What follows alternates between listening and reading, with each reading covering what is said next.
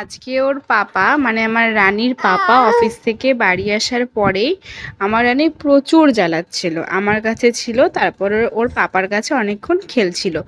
তারপরে এখন ওই বাজে রাত ৮টা কি ৮:৩০। তখন আমি ওর পাপাকে বলছিলাম, তুমি একটু মেয়েকে নাও, আমি একটু কাজগুলো করে নিই, যেই কাজগুলো বাকি আছে।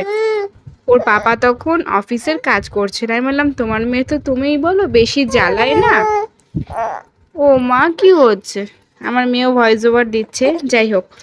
তো হ্যাঁ, যেটা বলছিলাম, তো ওর পাপা সবসময় বলে যে ওর মেয়ে নাকি বেশি জ্বালায় না। আমি বললাম, তুমি তাহলে অফিসের কাজ করো, মেয়েকে কোলে নিয়ে, মেয়ে তো জ্বালাবে না।